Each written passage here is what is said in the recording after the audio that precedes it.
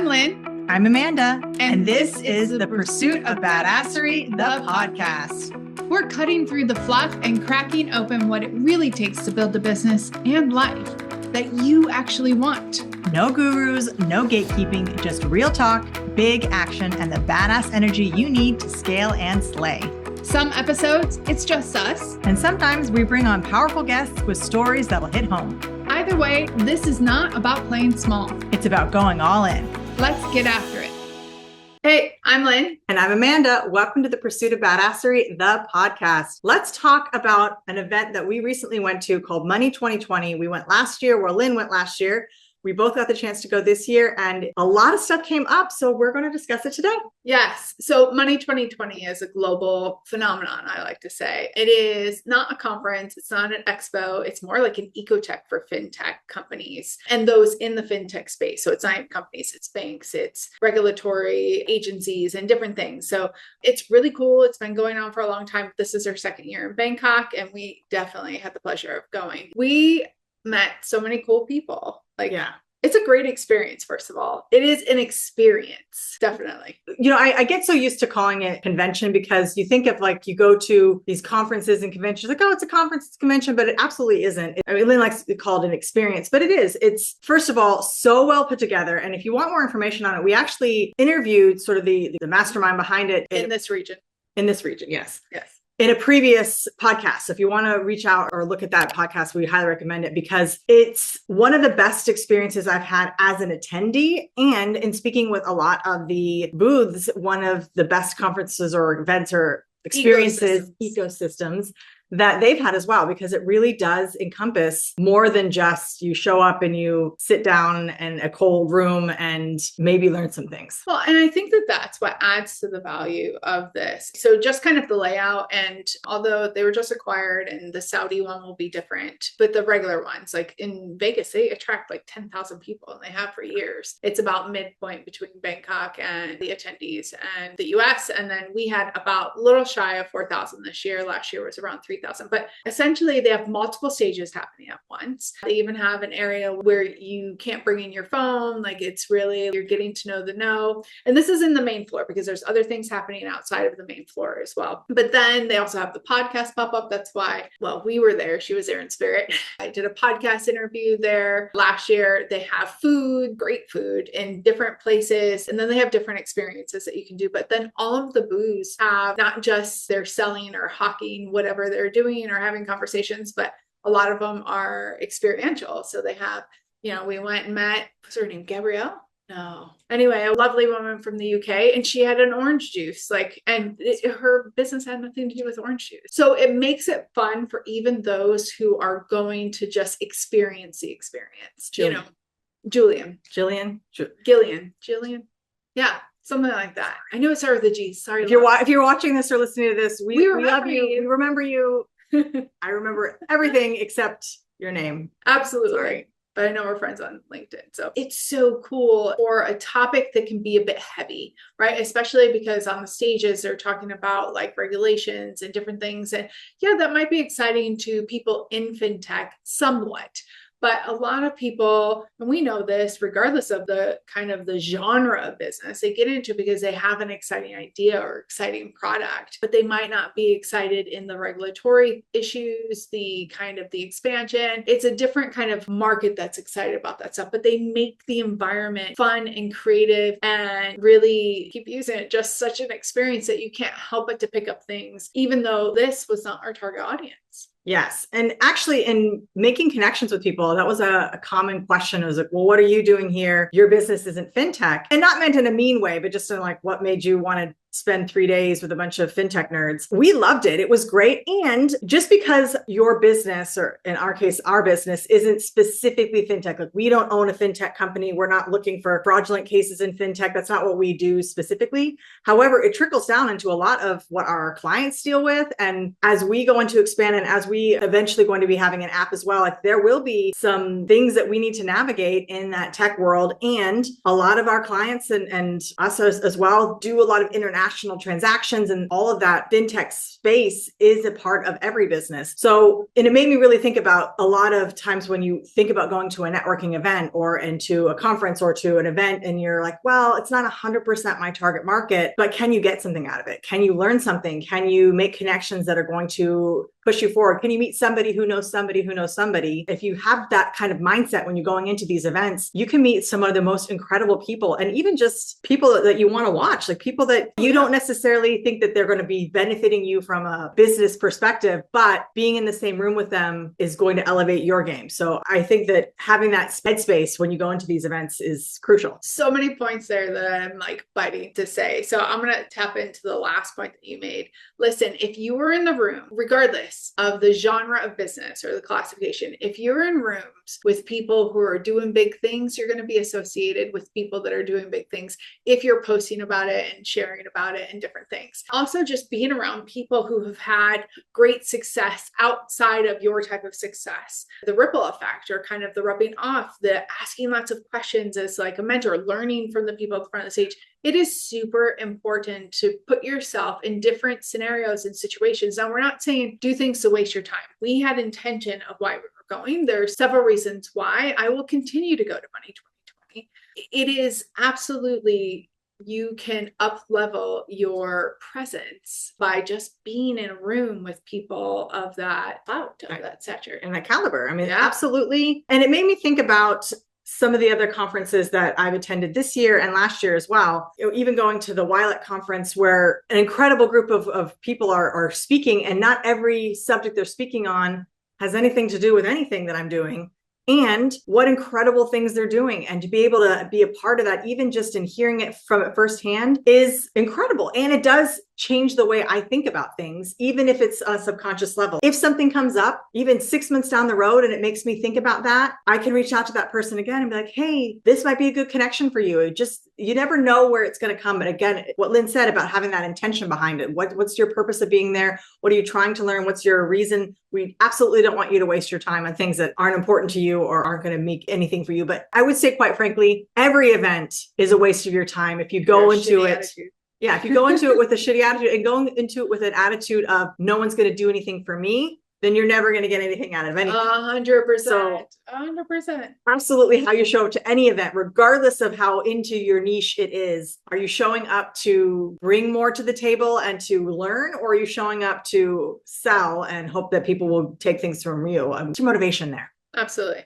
So some of our motivation for going is, we know Danny, but we also know other people like the head of PR and different things on the local ground, although we did meet the head of PR for Money 2020 as well, to show respect and to support their efforts, because they are important people, although maybe not super close with some of them, but they're still important people that we want to show respect to and support what they're doing, because it's our business model. And they're doing big things. Yeah, absolutely. The second thing is we definitely want to network. You never know who knows who.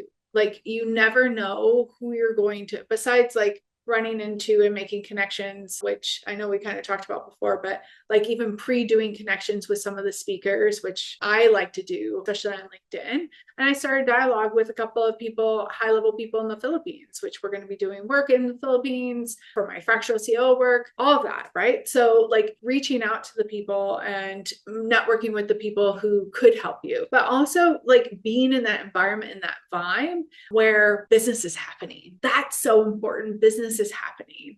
Yeah, I think it's just also, obviously we met up with some people that we know there outside of the people running it and different things, and being able to like build relationships. It's about building relationships, I guess, is what it boils down to, and in depositing into those relationships, and then also putting yourself in places where opportunity can happen. We were having this conversation, and I feel like I've said this a cajillion times in different ways, but the effort that I put into it was the results that I received, or there was a connection to. And I'm really happy with what we got out of it, but also what I got out of it personally, with some personal connections that I made for a personal level or for other reasons. And we also went into it with the mindset of, we're going to go support, we're going to go and learn, we're going to go absorb, we're going to go and meet new people and see what comes. Yeah, like you said, it was an experience. There was so much going on at the same time. And it was like ADHD, like on overload. Like it was. And I was really worried coming into it because I had not experienced it before. My ADHD mind was like, how am I going to be able to focus on just one stage when there's like 6 stages going on at the same time? And unluckily at the time, I had an ear infection. So I really had to extra concentrate because only one of my ears was working and how this echoing sound. So I really had to concentrate.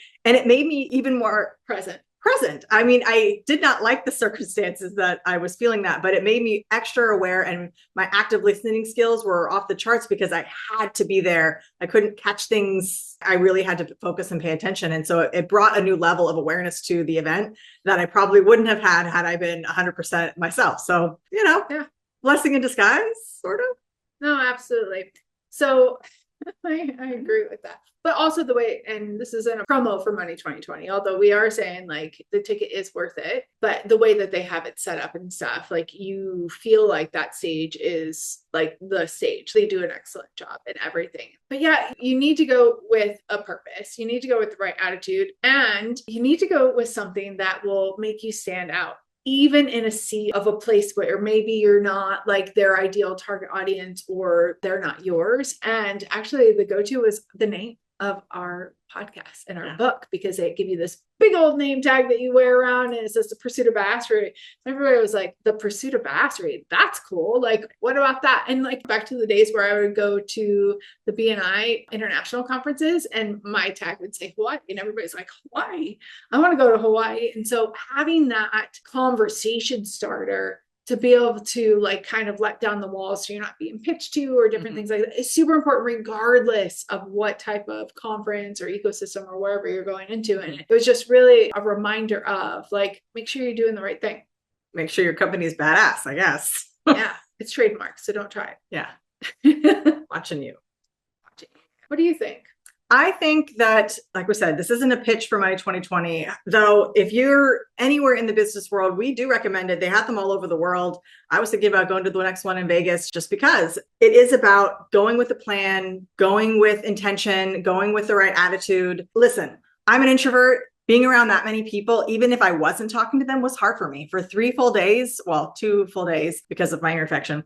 2 full days of being around that many people, it's super draining, and it was absolutely worth it. And so for those introverts out there who are saying, oh, I could never go and make chit chat with thousands of people in a room with, I don't know a single person, you can. And yes, it's hard and it will drain you at the end of the day. All you want to do is go to bed, but it's absolutely worth it. And having that intention and knowing that ahead of time, like I didn't schedule big meetings after those days because I knew I was going to be drained. So I didn't have big client meetings or big sales pitches an hour after that event. I did not have anything on my schedule for that very reason. So just being prepared and knowing what you're going into. And as I said, if you're lucky enough to get a list of who's going ahead of time, make some connections on Instagram, make some connections on LinkedIn, try to start following people who you feel like you want to connect with, because it makes that connection easier to come by once you get in front of them. And it's a good way to start. Building a relationship. Like even one person who is like the head of a really big bank in a certain country, I'm not going to name, I befriended, said, I'm looking forward, because I was actually looking forward to their talk. And I got there, watched their talk, took a picture of the stage, then sent it to him and was like, oh my gosh, like it was great. This is what I took from it. And it's just building that relationship. And even though I'm not looking to do business with the biggest bank in this particular country, it still is a good connection to have. I do want to make one other point is a lot of times these conferences or expos or whatever are multiple days, right? So let's use the word conference, for example. There are multiple days. Typically, they have networking on these days. I will tell you that attend the networking. In the environment, it's about business, it's about a little bit of relationship. But the networking, I also only attended 2 days. So I attended the first day, Amanda attended the second day, and then we attended the third day together. The first day, well, the day before there was a networking, but we couldn't make it. We were flying back. So the first night, I really didn't want to come back to the networking event because I was doing all the things in between, but I forced myself to. Even though I'm an extrovert, I'm still an introvert too, and I can get like where I want to stay in. But I went, I walked in, I didn't see anybody that I knew. I just kind of walked the long hall, and then I made eye contact with this one woman who I feel like we went to Money 2020 to actually meet each other. We joke about it. I love her.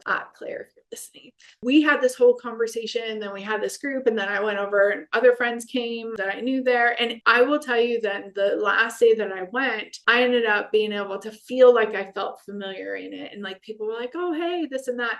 And I wish I would have went to the second night because I couldn't go the second day because a lot more happened and a lot of people weren't necessarily there on the third day. It kind of dwindled. But I will tell you, like, the connections I made were mostly, and this is usually factual, are from the outside of the event because you can only talk and do so much inside the event. It was the outside connection. So even with the BNI international conferences, like it was the outside meetings or the outside activities where everybody just kind of like let their hair down figuratively and sometimes, yeah, for real.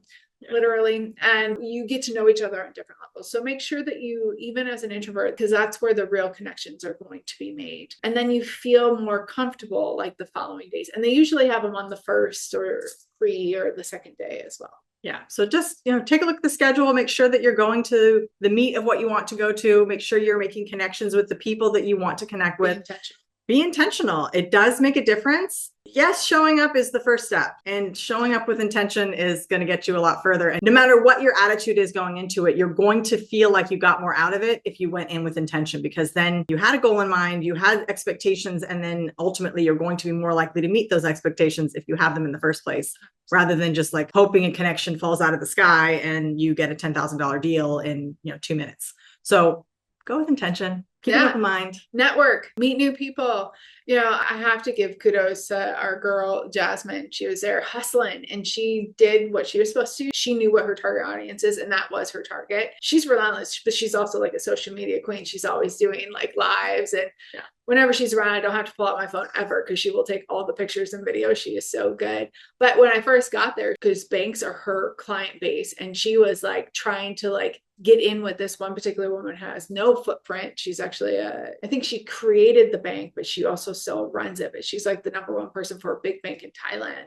And she's just like, this is an elusive person because she has no social media, online presence or anything. Ooh. And Jazz was in there like trying to have conversation, trying to get a picture with her. It's that kind of hustle that's going to get you further. And again, you never know. The more you're in front of people, the more that you're out there, the more that you're showing you're doing the things. And then you make sure that you're asking on the other side. It's going to get you places, period. So if you're thinking about a conference, an experience, a convention, you're not quite sure, take another look. We're not saying join every single one. No. However, take a look. What's your intention behind it? What's making you think that you want to join? And lean into that a little bit and see if it's the right fit for you. Yeah. And just a quick shout out to Danny and his team. You guys do an amazing job. We love the Money 2020 experience and all of the people that you bring. And we know that you are such a great leader. We had you on the podcast again, but we appreciate you. Yeah, it was incredible. We know the amount of effort that went into that. Both of us have worked in convention spaces and done all sorts of events similar-ish, but we know how much work goes into it. At this magnitude. But never at that magnitude. And just all the moving pieces, you guys did an incredible job. So well done. Absolutely. Listen, share this with somebody who like is either going to conferences or needs to start going, but there are little nuggets in here that hopefully can help you step out of your way and really utilize the conference space and kind of look at it differently, because it can be a gold mine, but there are little ways that you can absolutely get a return on investment. And think of it as a long game, not as a short game as well. So a lot of times people go into looking to make a deal, and deals can happen, but you definitely want to look at the long game as well, not the short game. So absolutely. Thank you so much for joining us today. If this resonated with you, make sure you are liking, subscribing, all the things, and share this podcast with someone you know. Absolutely. Till next time, get after it. Thanks for tuning in. But remember, listening is not doing. Take what you heard today and move. Share the episode, leave us a review, and tag us when you take action. Head over to thepursuitofbadasserie.com and see how we're helping entrepreneurs get results without the fluff. Until next time, let's get after it.